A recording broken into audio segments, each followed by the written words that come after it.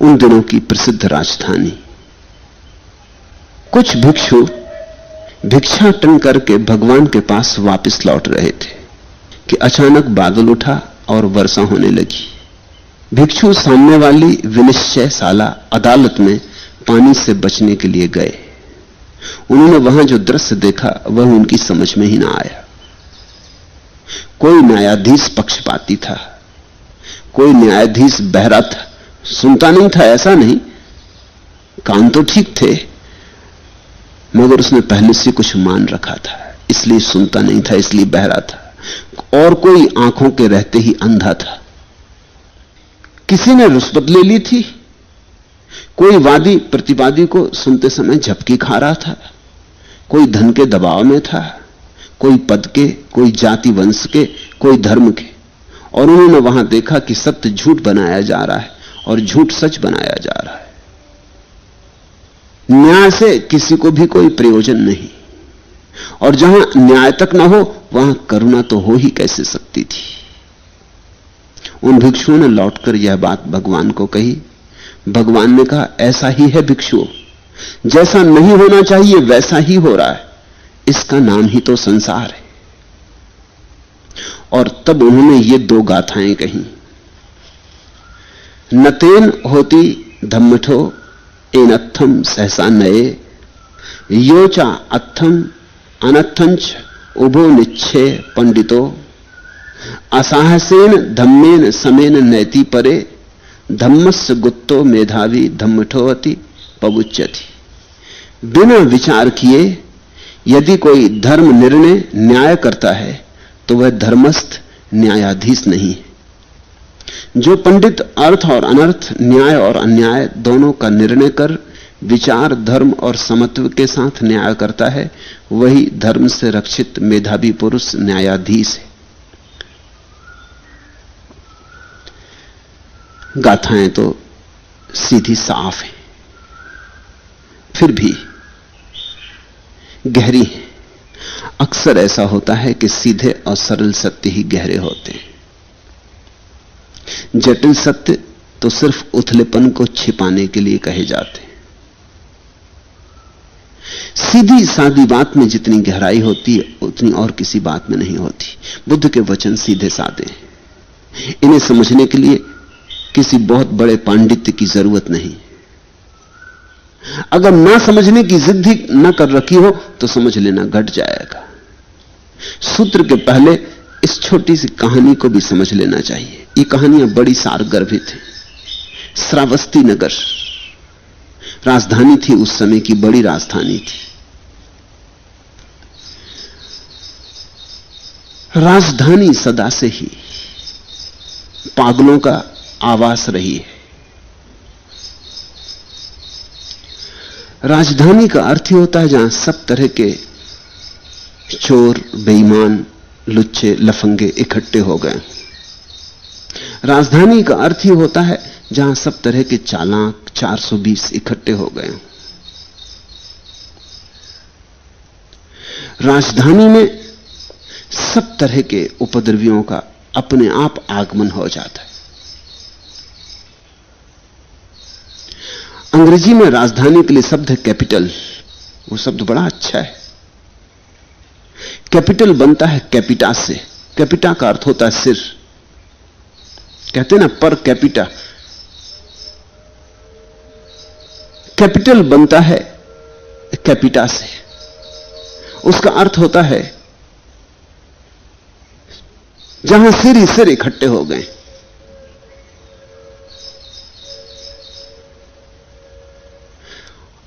इसका अर्थ हुआ कि जहां पागल ही पागल इकट्ठे हो गए, जहां हृदय बिल्कुल नहीं है, जहां हृदय सूख गया है,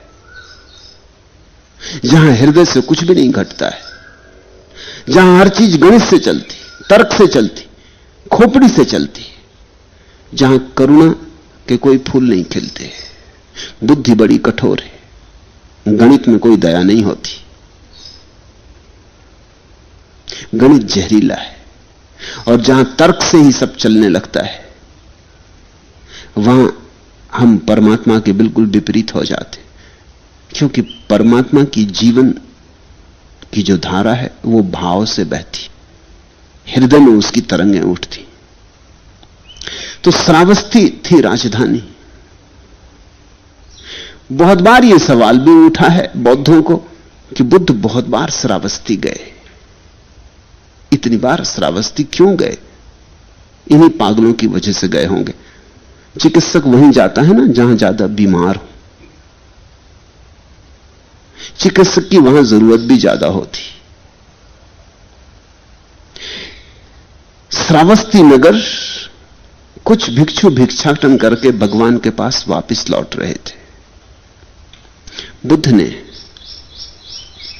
सन्यास में एक क्रांति घटित की। बुद्ध के पहले सन्यासी को कहते थे स्वामी। स्वामी शब्द प्यारा है, उसका अर्थ होता अपना मालिक। लेकिन मूर्छित लोगों को कितना ही प्यारा शब्द दो, उसमें से गड़बड़ कर लेंगे। स्वामी लोग समझने लगे कि हम दूसरों के मालिक। नाम तो दिया था अपने मालिक के लिए, लेकिन स्वामी समझने लगे हम दूसरों के मालिक। हिंदू स्वामी अभी भी वैसे ही समझता है कि और सबका काम यही कि चरण छुओ। जैन मुनि भी वैसा ही समझता है, और सबका काम यही कि आओ सेवा करो। अपनी मालकियत की तो बात भूल गई, दूसरों की मालकियत, दूसरों पर कब्जा, दूसरों के ऊपर होने का भाव प्रगाढ़ हो गया। बुद्ध ने वो शब्द बदल दिया। बुद्ध ने नया शब्द गढ़ा, भिक्षु। ठीक उल्टा शब्द, कहां स्वामी कहां भिक्षु, ठीक दूसरी तरफ बात को बदल दिया। बुद्ध ने कहा कि नहीं, ये शब्द खतरनाक हो गया। शब्द के अर्थ तो ठीक थे, लेकिन गलत लोगों के हाथ में ठीक शब्द भी पड़ जाए तो खराब हो जाते। गलत पात्र में अमृत भी पड़ जाए तो जहर हो जाता है। तो बुद्ध ने भिक्षु शब्द सुना। बुद्ध ने कहा कि तुम यही ख्याल रखना कि तुम भिखारी से ज्यादा नहीं हो, और तुम मांगकर ही जीना, ताकि प्रतिदिन तुम्हें याद आती रहे कि अहंकार को बसाने की कोई गुंजाइश नहीं। भिखारी को क्या अहंकार की गुंजाइश? मांगकर जो खाए, कोई दे दे तो ले, कोई ना दे तो हट जाए द्वार से, और अधिक द्वारों पर तो खबर यही मिले कि आगे जाओ। बुद्ध के जो भिक्षु थे साधारण घरों से ना आए थे, क्षत्रिय घरों से आए थे, राज घरों से आए थे। अनेक तो उनमें राजाओं के बेटे थे। उनको भिखारी बना दिया और उनको कहा कि ये प्रतिपल तुम्हें याद दिलाएगा, ये तुम्हारी साधना है। द्वार द्वार तुम जाओगे, द्वार द्वार धुतकारे जाओगे। कोई देगा दो रोटी, कोई ना भी देगा। जो दे उसे भी धन्यवाद देना है, जो ना दे उसे भी धन्यवाद देना है, क्योंकि तुम्हारा कोई आग्रह नहीं है कि कोई दे ही, तुम्हारा कोई बल नहीं है। तुम कोई स्वामी नहीं हो कि जिसने न दिया तो नाराज हो गए। देना किसी का कर्तव्य नहीं है। कोई प्रेम से दे देगा, ठीक है, तो धन्यवाद दे देना। जो न दे उसे भी धन्यवाद दे देना। भिक्षु में एक खूबी है, लेकिन वो भी खराब हो गई। आदमी के हाथ जो भी शब्द पड़ जाते हैं खराब हो जाते। समझना, ये भिक्षु शब्द बड़ा प्यारा था, उतना ही प्यारा था जितना कि स्वामी शब्द था। लेकिन तब क्या हुआ? अहंकार को मिटाने की तो बात धीरे धीरे भूल गई और भिक्षु शोषक हो गया, वो पर निर्भर हो गया। लोग इसीलिए बौद्ध भिक्षु होने लगे कि न कमाना न धमाना, श्रम की कोई जरूरत न रही, शोषण की सुविधा मिल गई।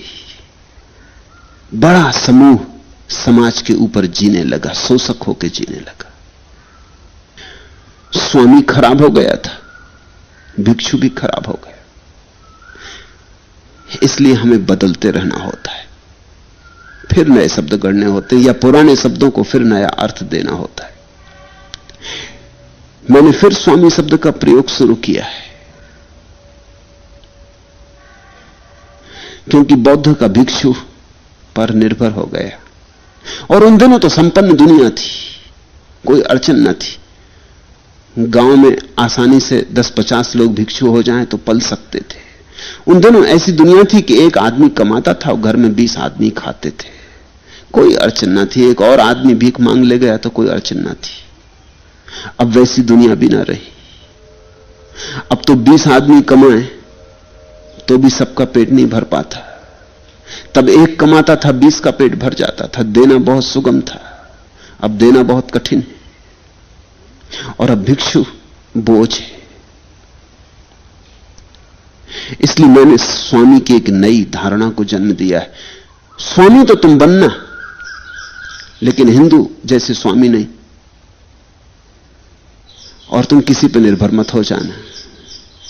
स्वामी तो तुम बनना, लेकिन जैसे हो वैसे ही रहे बनना।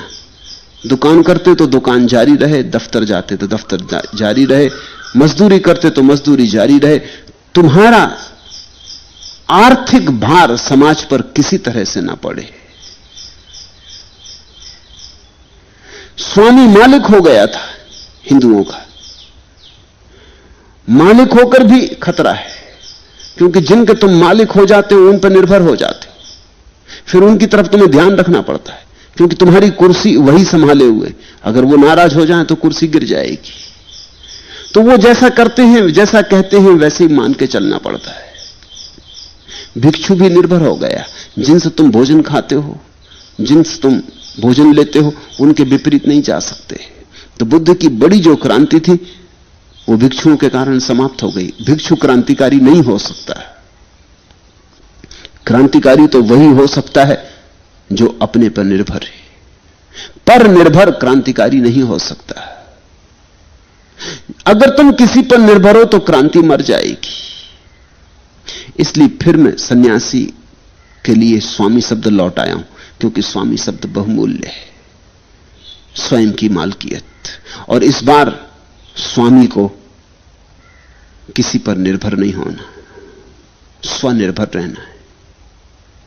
उस अर्थ में भी वो उसे अपना मालिक रहना है, उस अर्थ में भी उसे अपनी मालकियत नहीं खोनी। तो बुद्ध के भिक्षु भिक्षाटन करके लौटे, रोज भिक्षाटन के लिए जाते थे। ये उनकी साधना थी, ये उनका ध्यान था।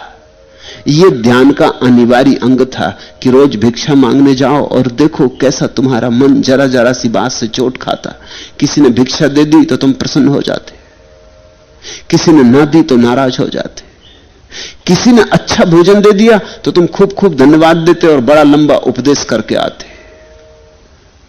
और अगर किसी ने अच्छा भोजन न दिया, तुम्हारा उपदेश छोटा होता है, फिर तुम ठीक से धन्यवाद भी नहीं देते, बेमन से धन्यवाद देते हो। जिस घर से अच्छा भोजन मिला वहां तुम दोबारा पहुंच जाते हो, जिस घर अच्छा भोजन नहीं मिला वहां तुम दोबारा नहीं जाते, जिस घर से इंकार मिला वहां फिर दोबारा तुम दस्तक नहीं देते। बुद्ध ने इस सब को ध्यान की प्रक्रिया बताया था। चुनाव मत करना, जो आज हुआ आज हुआ, कल का क्या पता। आज जिसने इंकार कर दिया कल शायद दे, और आज जिसने दिया कल शायद इंकार कर दे। इसलिए आज से कल का कोई निर्णय मत लेना, रोज रोज नए नए जाना, और कल की धारणा को बीच में अवरोध मत बनने देना। और रोज रोज देखना कि जब कोई हलवा और पूड़ी तुम्हारे पात्र में डाल देता है तो तुम्हारे मन में विशेष धन्यवाद का भाव उठता है, और जब कोई रूखी सूखी रोटी डाल देता है तो विशेष धन्यवाद का भाव नहीं उठता। तब तुम धन्यवाद कहते भी हो तो औपचारिक।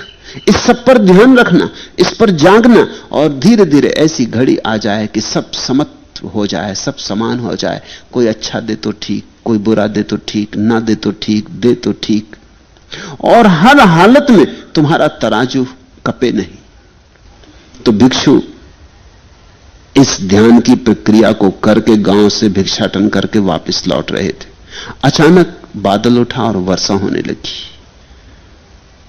तो कहीं शरण लेने को पास के ही मकान में वो चले गए होंगे। वो थी राजधानी की बड़ी अदालत, विनिश्चयशाला। उन्होंने वहां जो दृश्य देखा उनकी समझ में ही ना आया। ये भिक्षु ध्यान में लगे थे, ये भिक्षु साधना में तत्पर थे, इनकी आंखें खुली थीं, साफ थी, इसलिए इन्हें दिखाई पड़ा।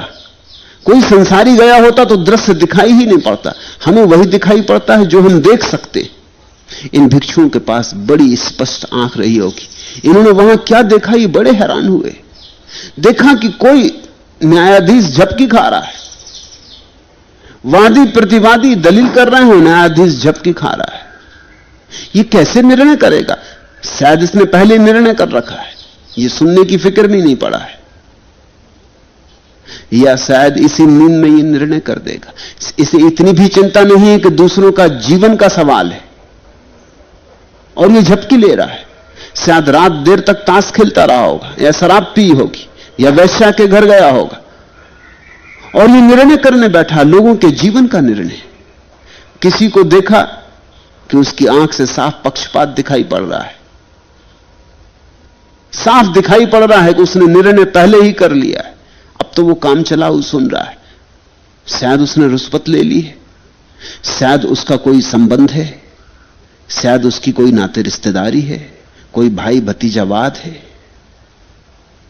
देखा कि कोई बिल्कुल बहरे की तरह सुन रहा है, आंखें तो खुली हैं, कान भी खुले हैं, मगर कहीं और है, कोई और विचार में पड़ा होगा, किसी स्त्री के प्रेम में पड़ा होगा, उसकी तस्वीर चल रही, या कुछ और धन कमाना होगा, उसकी योजना बन रही। तो बहरे की तरह सुन रहा है कोई अंधे की तरह देख रहा है। आंखें तो खुली हैं लेकिन देख नहीं रहा, कहीं और देख रहा होगा, कोई दूर के दृश्य में उलझा होगा। ये भिक्षुओं को दिखाई पड़ा। ये तुम गए होते तो तुम्हें दिखाई ना पड़ता, क्योंकि तुम उसी दुनिया के हिस्से हो जिस दुनिया में ये अदालत चलती, तुम्हें कुछ भी अड़चन न मालूम पड़ती। गुरजीएफ अपने शिष्यों को लेकर एक बार 3 महीने के लिए जंगल में रहा और 3 महीने पूर्ण मौन में अपने शिष्यों को रखा। पूर्ण मौन, बेशर्त मौन था, उसमें कोई समझौते की गुंजाइश न थी। मौन का अर्थ था न तो बोलना, न दूसरे की तरफ देखना, न आंख से कोई इशारा करना, न हाथ से कोई इशारा करना, क्योंकि वो सब बोलना है। अगर 2 मौन में मिलने वाले रास्ते पे मिले और उन्होंने ऐसा सिर झुका दिया तो बात खत्म हो गई। गुरजीएफ ने तो यह भी कहा कि अगर तुम्हारे चलते किसी के पैर पे पैर पड़ जाए तो भी तुम इस तरह का भाव प्रकट मत करना कि तुमने दूसरे के पैर पे पैर रख दिया, क्षमा करो, सरक भी मत जाना इस तरह, नहीं तो वक्तव्य हो गया। बोले ना बोले ये सवाल नहीं। एक छोटे से बंगले में 30 आदमियों को रख दिया, बड़ी मुश्किल हो गई। एक कमरे में 4-4, 6-6 लोग थे। अब 4-4, 6-6 लोगों के साथ कैसे बिल्कुल बिना इशारा किए भी बैठे रहो? अनजाने इशारे होने लगे, गुरजीएफ लोगों को निकालने लगा। 3 महीने पूरे होते होते 30 में से केवल 3 व्यक्ति बचे। जिसको भी उसने देखा कि जरा भी उसकी भावभंगिमा बोलने की है, उसको उसने बाहर कर दिया। मगर उन 3 व्यक्तियों पर अपूर्व घटना घटी। 3 महीने के बाद उन 3 व्यक्तियों को लेकर गुरजीएफ ने कहा, आओ अब तुम्हें मैं नगर ले चलूं, अब तुम पहली दफे देखोगे कि आदमी कैसा है। तो वो तीनों शिष्यों को लेकर नगर में आया। उनमें से एक शिष्य आस्पेंस्की ने अपने संस्मरणों में लिखा है कि हमने पहली दफा देखा कि आदमी कैसा है, उसके पहले तो हमने देखा ही नहीं था, रहते आदमी में थे। तिफलिस नगर में आके पहली दफा देखा कि लाशें चल रही, कोई जिंदा नहीं मालूम होता, कोई होश में नहीं है, मुर्दे बातें कर रहे हैं, सोए साए लोग चले जा रहे हैं, रास्तों पर भागे चले जा रहे हैं। लोग बात भी कर रहे हैं लेकिन एक दूसरे को सुन ही नहीं रहे। कोई कुछ कह रहा है, कोई कुछ जवाब दे रहा है, कोई जमीन की कह रहा है, कोई आकाश की मार रहा है। 3 महीने का सन्नाटा ऐसी स्वच्छता दे गया, दर्पण ऐसा साफ हो गया कि दूसरों के हृदय के बिंब बनने लगे, दूसरों के चित्त के बिंब उतरने लगे। आस्पेंस्की ने अपने गुरु को कहा, वापस चलें, बहुत घबराहट होती है, तो मुर्दों का गांव कहां ले आए? ये वही गांव जहां वर्षों रहे लेकिन कभी इन आदमियों को देखा नहीं, क्योंकि हम भी वैसे ही थे तो कैसे देखते? अंधों के बीच अंधे थे तो अंधों का पता कैसे चलता? अंधों के बीच अगर तुम एक बार आंखें तुम्हारी ठीक हो जाएं और लौटो, तब तुम देखोगे कि सब टटोल रहे हैं, सब भटक रहे हैं। कोई गड्ढे में गिर गया है, कोई नाली में गिर गया, कोई कुएं में गिर गया है, सब गिरे हुए। अजीब हालत चल रही, किसी के पास आंखें नहीं और सबको भरोसा है कि सब जो कर रहे हैं ठीक कर रहे हैं। ऐसा ही भरोसा तुम्हें भी था। तुम अगर इस अदालत में गए होते तो तुम्हें ऐसा कुछ भी ना दिखाई पड़ता, लेकिन उन भिक्षुओं को दिखाई पड़ा। कोई धन के दबाव में था, कोई पद के दबाव में था, कोई जाति वंश के दबाव